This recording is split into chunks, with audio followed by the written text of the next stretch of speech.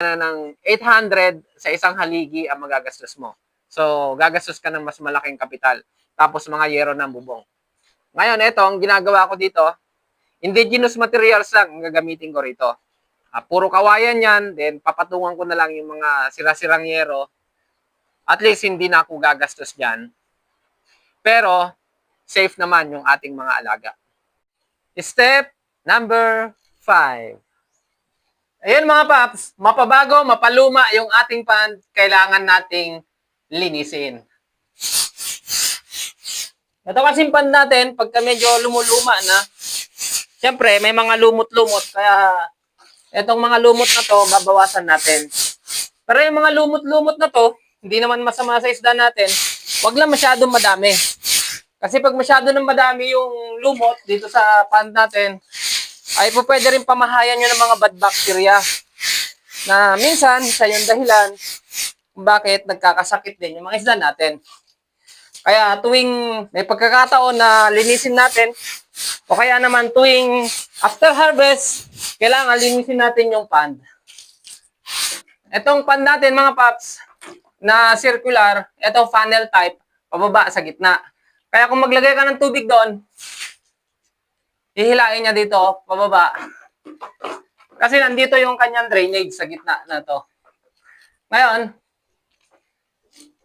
ang gagawin naman natin dito sa gitna ay lalagyan natin ng tubo na dito na may mga butas-butas. Ito, para dito dadaan yung dumi tsaka yung tubig. So, ganyan lang ang style. Funnel type siya, pababa sa gitna. Dito dadaan yung tubig. So, bale doon sa pinaka-drainage niya, doon sa labas, na andun yung outlet. Doon natin bubuksan. Pagkatapos nating linisin, ay papatubigan na natin siya. Ito yung kahalagahan ng malakas na water source kasi hindi tayo magtatagal na magpatubig. Madali lang mapuno yung pan natin pag malakas yung water source natin. Natapos na yung paglilinis natin sa pond, natapos na yung pagpapatubig natin, ang sunod na gagawin natin ay i-check natin kung merong leak. Ngayon, kung wala naman leak yung ating pond, mag-proceed na tayo sa next step. Which is step number 6. Gagawin na natin yung curing o yung treatment ng tubig. Kung yung pond natin ay dati nang ginagamit, luma na, pagkatapos natin linisin, lagyan ng tubig, pwede na natin siyang lagyan ng fingerlings. Pero kung yung pond natin ay bago, mag-proceed tayo sa treatment ng tubig. Para mawala kung ano man yung ma-absorb ng tubig na chemicals mula dito sa pond natin, yung konkretong pond natin, ay kailangan tanggalin natin yon. Yung iba, gumagamit na sila ng mga chemicals para i-treat yung tubig. Dahil tayo ay traditional, gagawin din nating traditional yung ating treatment ng tubig. Dahil nga sa etong pond na to ay paulit-ulit ko nang ginagamit, meron akong ipapakita sa inyo kung paano ko kinokondisyon yung tubig nito. Ito, may ginagamit ako rito. Ito, vitamins. Bago ako maglagay ng fingerlings dito sa aking concrete pond, ay naglalagay na ako dito ng vitamins.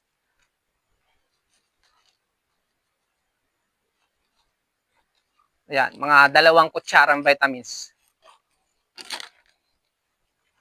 Tapos tinutunaw ko siya. At siya kong nilalagay dito sa pond natin.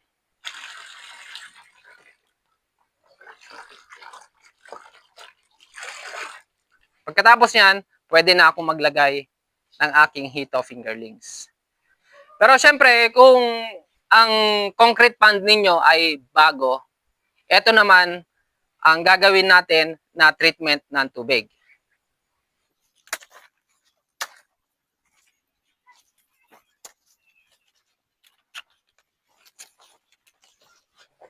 Ito yung traditional way ng treatment natin sa concrete pond. Mangunguha tayo ng katawan ng saging, pwede rin dahon ng saging, siya nating ilalagay dito sa ating concrete pond.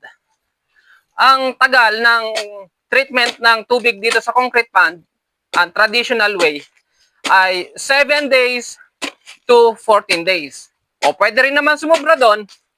Ito kasing katawan ng saging, saka yung dahon ng saging, ay siyang mag-a-absorb doon sa mga chemicals na na-absorb na ng tubig. So ano ngayon yung indication na after treatment ay pwede na natin lagyan ng hito yung ating concrete pond. After several days mga paps, makikita natin na meron ng mabubuhay na kitikiti dito sa ating concrete pond.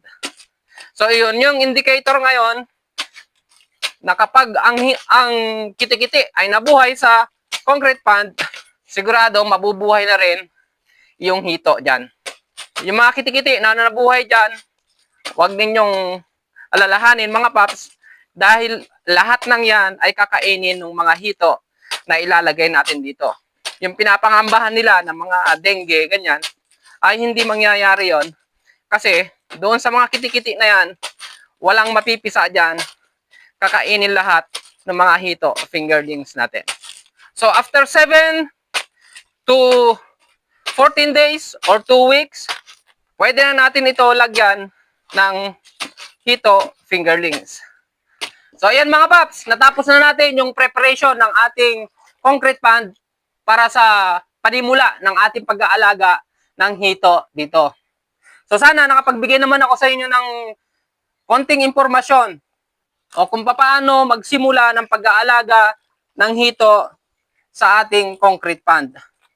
Inuulit ko mga paps, itong ginagawa kong ito ay traditional system of hito farming. Sa mga susunod na videos, tatalakayin naman natin kung anong volume na pwede nating ilagay dito sa ganitong 3 diameter circular pond. Tatalakayin natin dyan kung ilang piraso ang pwede nating ilagay dito at kung bakit na ganun lang kadami o kanong kakaunti ang pwede nating ilagay dito. Sana pa sa susunod, magkita-kita pa rin tayo. Sana suportahan nyo pa rin yung aking mga dinidiscuss dito sa hito farming. Alam ko naman na yung mga nauna na mga ginagawa natin ay hindi tayo gaanong kumita o ibig kong sabihin, hindi palagi na successful yung ating hito farming. Ngunit, hindi tayo tumitigil na tumuklas ng mga bagay-bagay na makakatulong sa akin, makakatulong sa inyo, makakatulong sa iba pang mga farmers na gusto ng mag-alaga ng hito sa kanilang bakuran. So hanggang dyan muna paps, ang aking may share sa inyo. Sana magkita-kita ulit tayo sa next vlog. Salamat ng marami sa inyong suporta. Salamat ng marami sa mga naniniwala. Kung nagustuhan mo paps yung ating video ngayon, please consider subscribe our YouTube channel. Kung hindi mo naman nagustuhan, of course, consider mo na rin thumbs down. Maraming salamat and babush.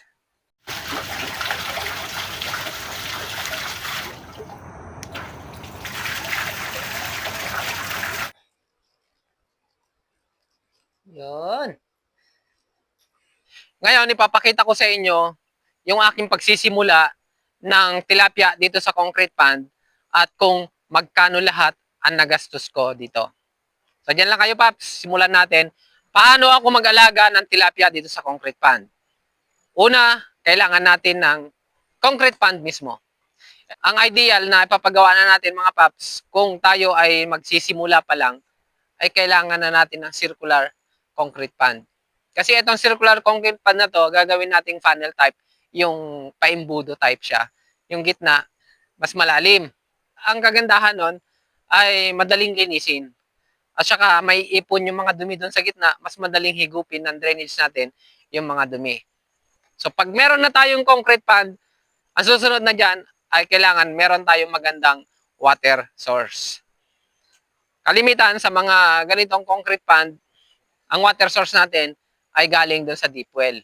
Sa deep well ko, itong sukus ko na to, ay 6.5 horsepower yung makina. paparoon hanggang sa aking concrete pond.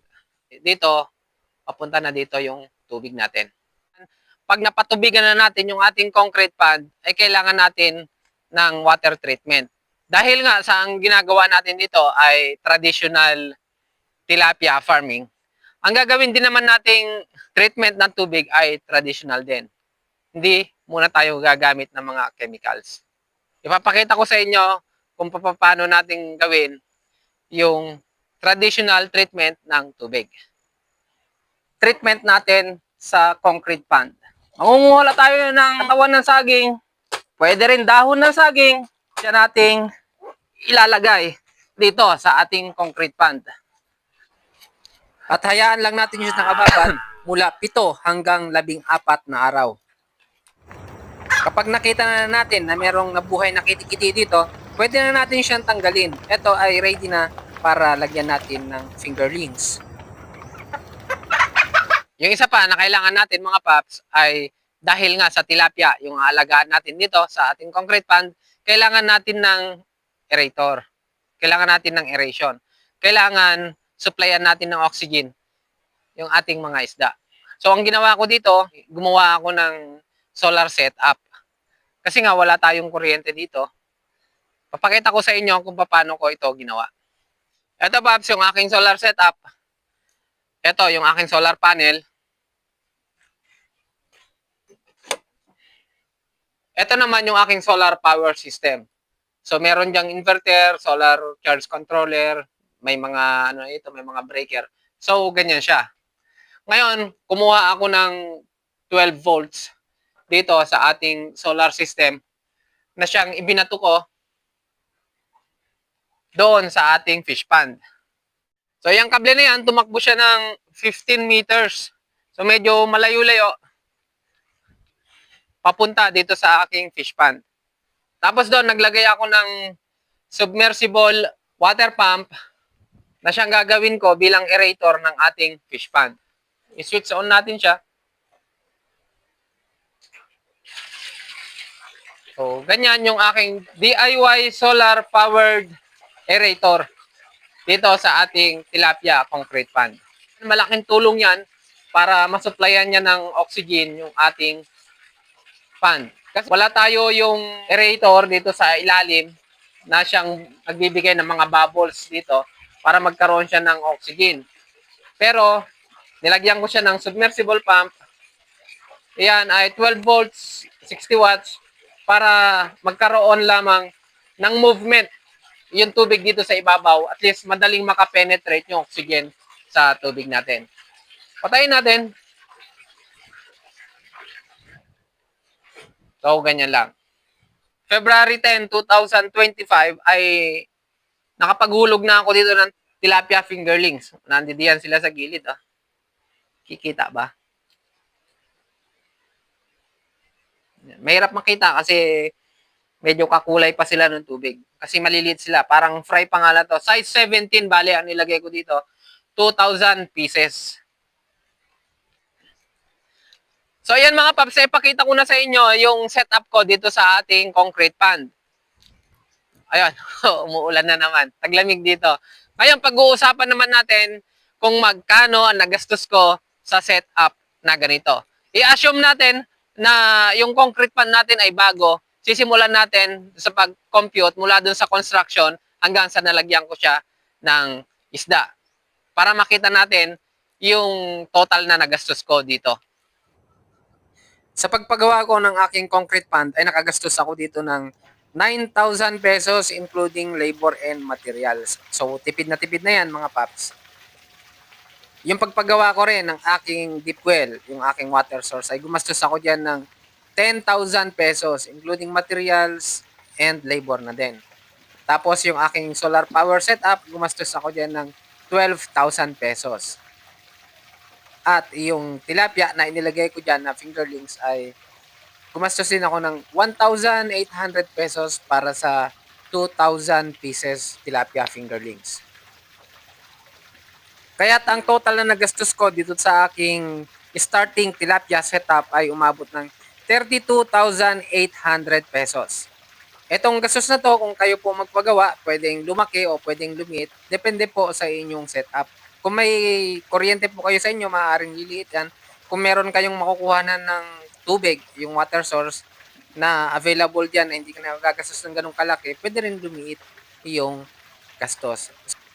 Ang ipinakita ko lang po sa inyo ngayon ay yung nagastos ko dito sa aking tilapia setup. Hanggang dito lang muna mga paps, and maraming salamat. Happy farming. So ito mga paps, pakainin na natin yung alaga natin. Ito yung first na pakain natin. Papaamuyin muna natin sila.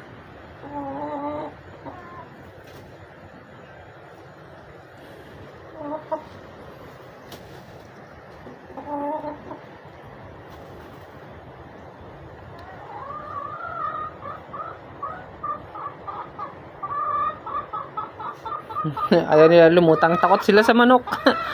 Yeah. Oh.